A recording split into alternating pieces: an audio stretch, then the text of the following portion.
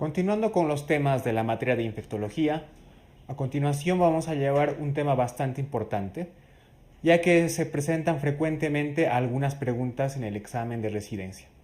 Estamos hablando acerca de las infecciones de las vías urinarias.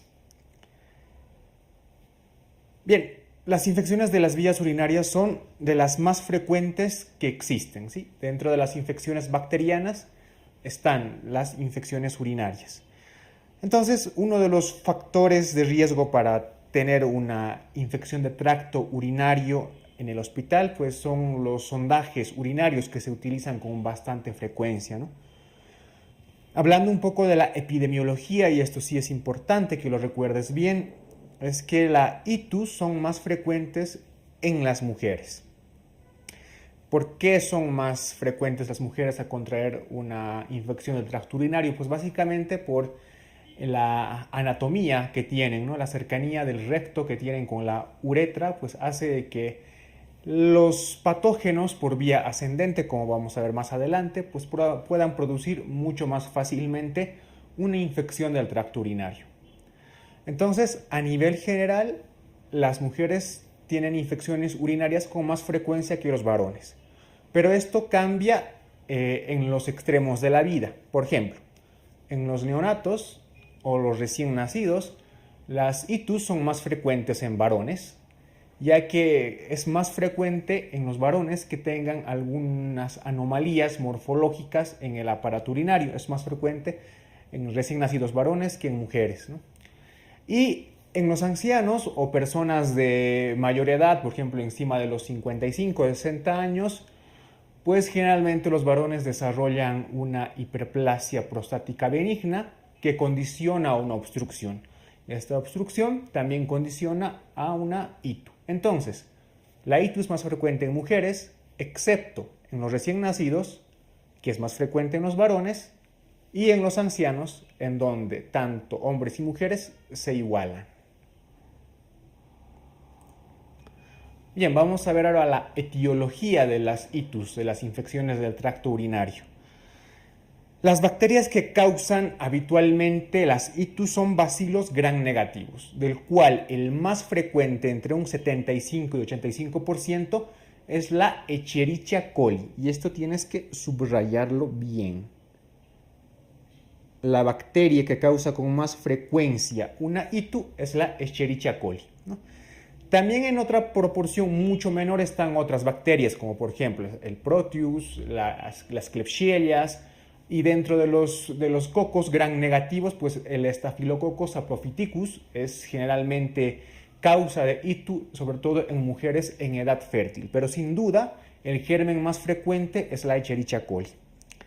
Dentro de las ITUs nosocomiales o intrahospitalarias, la Escherichia coli sigue siendo la más frecuente, pero el porcentaje va disminuyendo y otros patógenos van adquiriendo más protagonismo. Tal es el caso de las Pseudomonas, las Serratias, las Klebsiellas y los Enterobacters.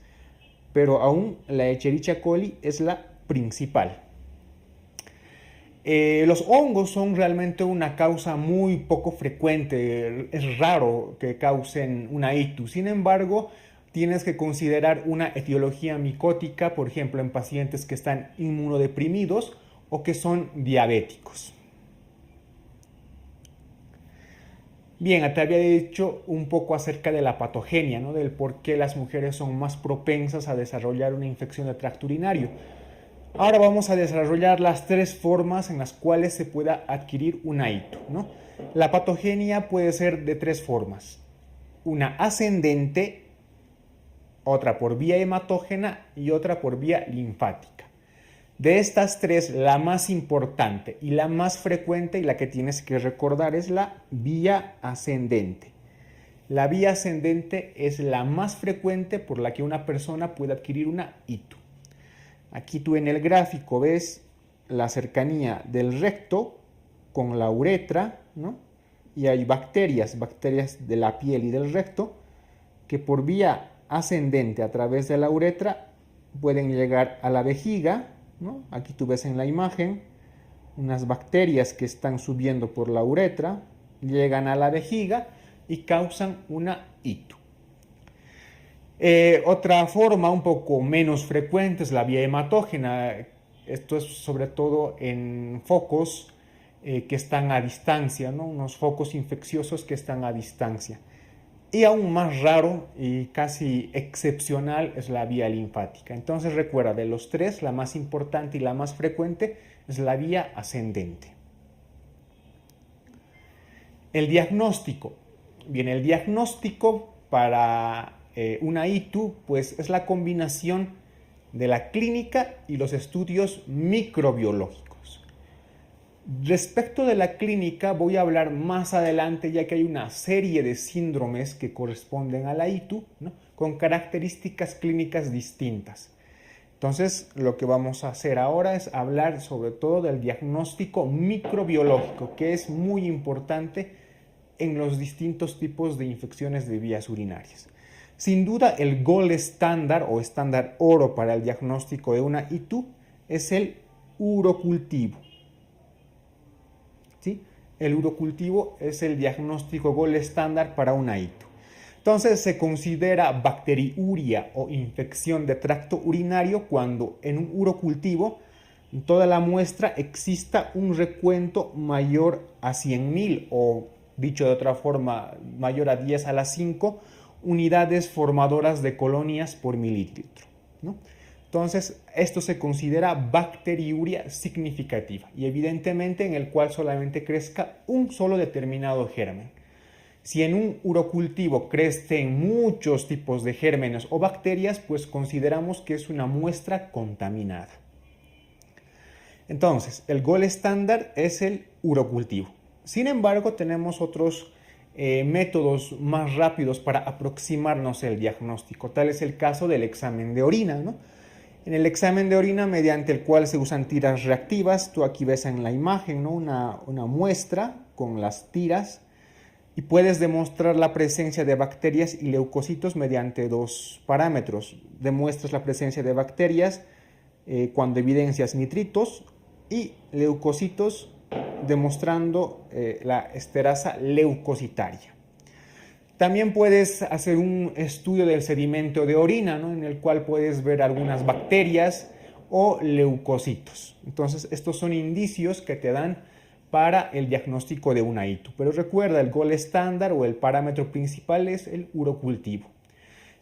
Una vez que hagas un urocultivo, a la par también se va a hacer un antibiograma. Esto sobre todo para ver la sensibilidad que tienen las bacterias a los medicamentos o antibióticos que nosotros vamos a administrar al paciente. Bien, las pruebas de imagen normalmente no son necesarias para el diagnóstico de una ITU, pero hay ciertas excepciones las cuales tienes que saber, en los cuales es obligatorio pedir una prueba de imagen, ya sea una ecografía o una tomografía.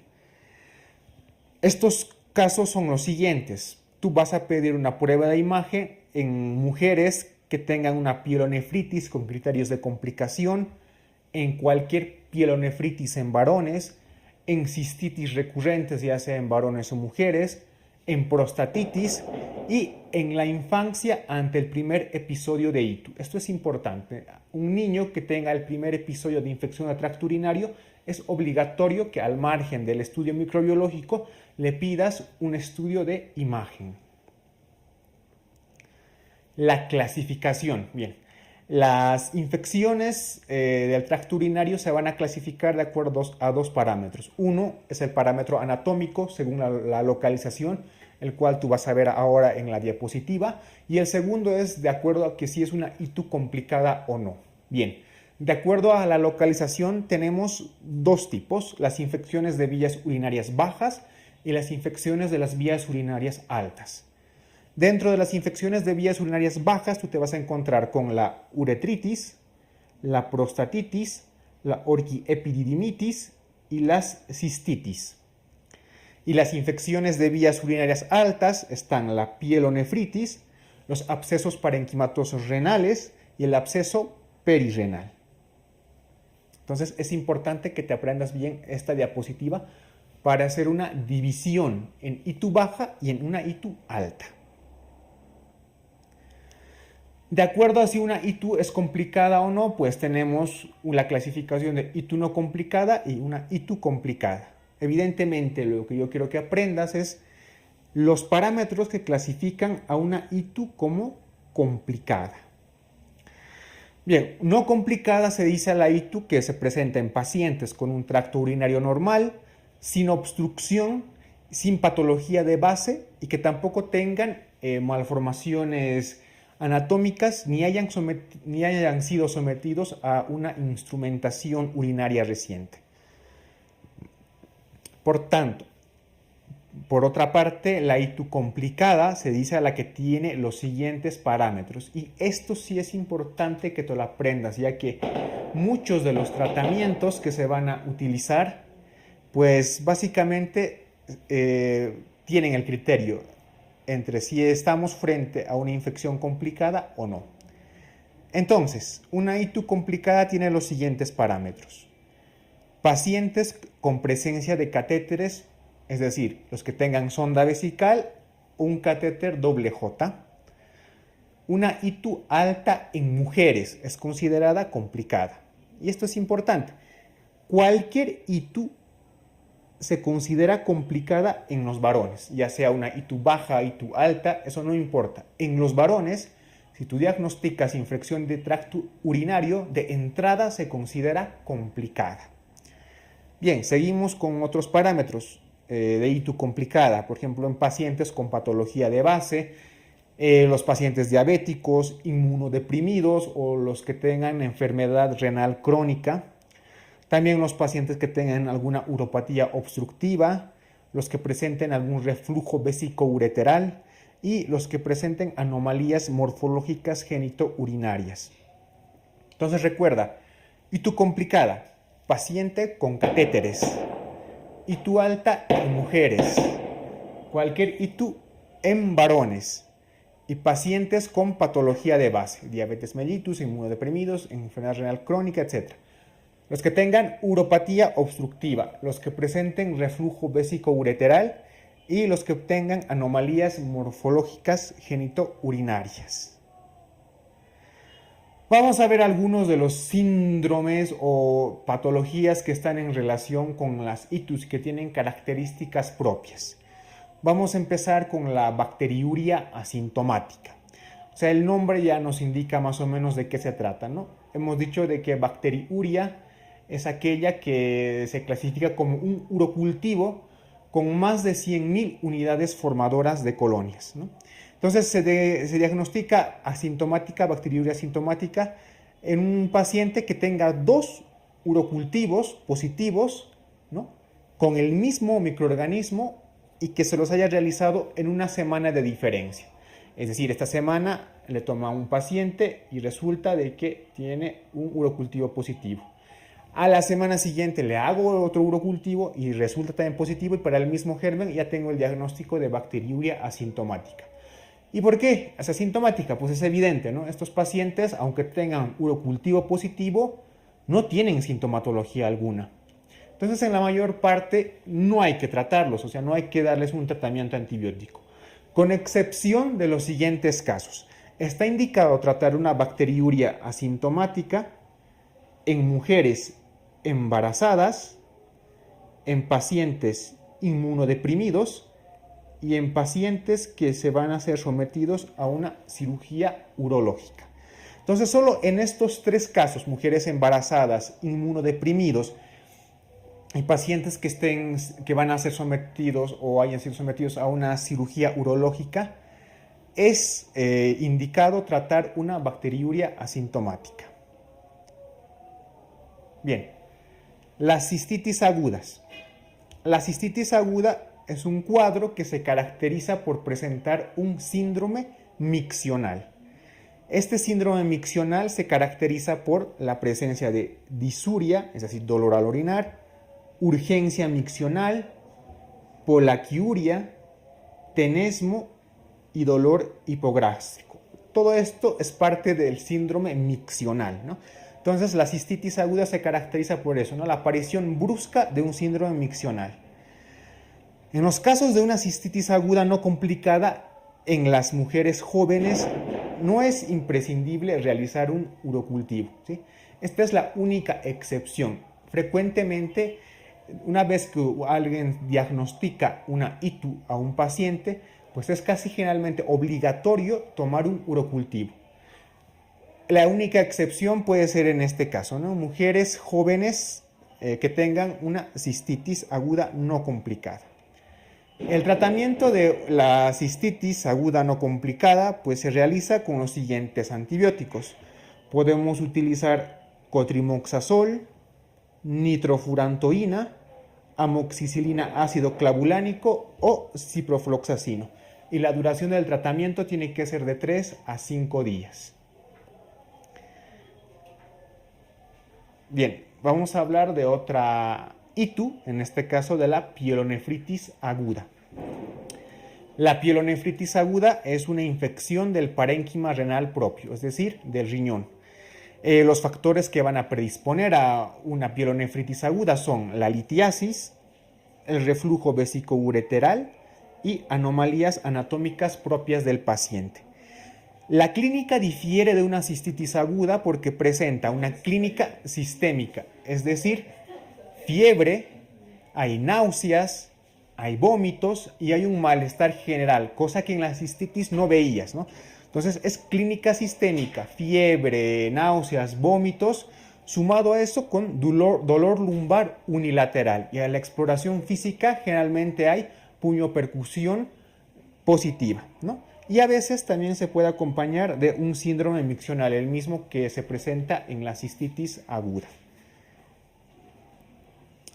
Las pielonefritis para el tratamiento pues se pueden clasificar en dos de acuerdo a los factores que ya hemos visto, ¿no? Puede ser una pielonefritis aguda no complicada o una pielonefritis aguda complicada. Para eso te recomiendo que vayas a la diapositiva anterior, ¿no? Por ejemplo, complicada es si el paciente es diabético, si el paciente tiene obstrucción, si el paciente es varón de entrada ya es una pielonefritis aguda complicada, etcétera, ¿no? Entonces, el tratamiento en las pielonefritis agudas no complicadas se lo realiza más o menos de forma ambulatoria y por vía oral. Podemos usar quinolonas como el ciprofloxacino, cotrimoxazol o la combinación de gentamicina más ampicilina. El tratamiento por vía oral se lo realiza de 7 a 10 días aproximadamente en una pielonefritis no complicada, ¿no? Entonces, normalmente nosotros hacemos el tratamiento ambulatorio y después realizamos un control posterior. Evidentemente, en una pielonefritis es obligatorio realizar un urocultivo y posterior un antibiograma. Si estamos en presencia de una pielonefritis aguda complicada, ¿no?, con los factores que clasifican a una ITU complicada, pues tenemos que realizar un ingreso hospitalario. El tratamiento es por vía endovenosa, es vía intravenosa, IV. Y más o menos va a durar 14 días. ¿Qué antibióticos vamos a utilizar? Podemos utilizar la combinación de una cefalosporina de tercera generación como la cefotaxima más un aminoglucósido como la gentamicina o alguna quinolona como ciprofloxacino o el levofloxacino. Un caso particular es el de la pielonefritis xantologranulomatosa, ¿no?, que es una infección renal poco frecuente que se asocia a destrucción del parénquima y frecuentemente presenta litiasis. La clínica es similar a la de una pielonefritis y lo más importante es la presencia de una citología de orina con células espumosas. Y la prueba de elección para su diagnóstico es el TAC. Dentro de las patologías que están relacionadas con una ITU de vías altas, también tenemos el absceso renal, ¿no?